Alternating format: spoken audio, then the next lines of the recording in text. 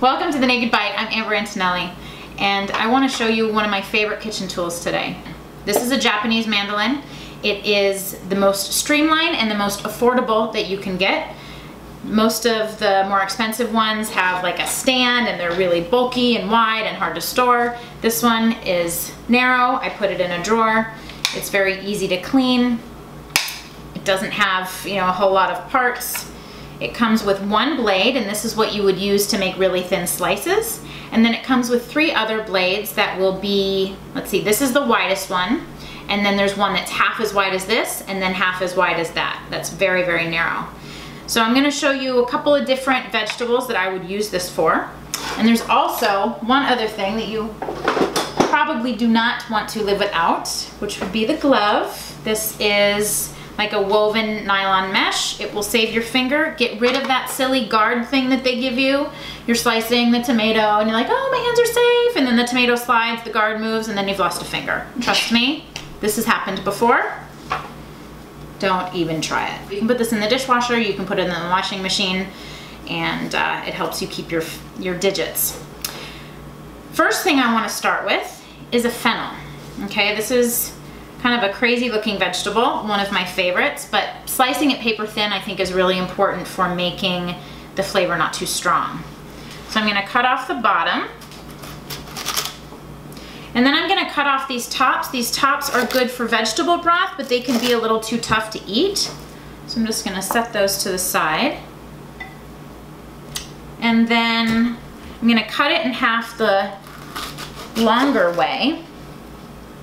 And then you'll see on the inside, there's like a little kind of TP shaped core. That's something that you'll typically want to remove. If you're roasting it, you can keep that core intact and just slice it. It kind of keeps the petals together. But when I use it for salad, I like to remove it.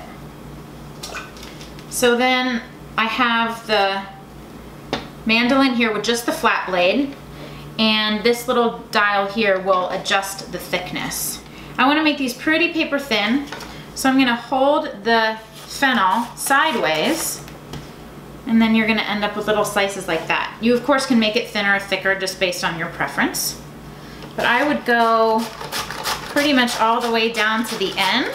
This is why you want a glove, because as you get to the end, your little fingers are in jeopardy. Okay, so we have the fennel. And then, what's the next one we're gonna do? We're gonna do a red onion. So I have a half of a red onion.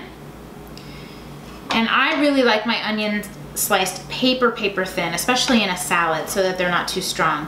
So I'm gonna take it on the side, not the, let's see, this would be like the rainbow end, and this is more of the, I don't know, flat end, I guess. And it cuts your prep time in half, seriously. Okay, so we have the onions,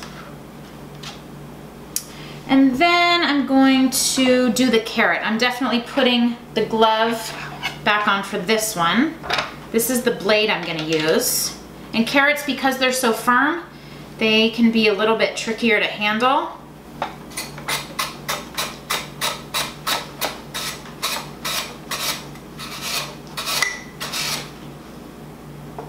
So then you have nice thin little strips, and look at how fast that was.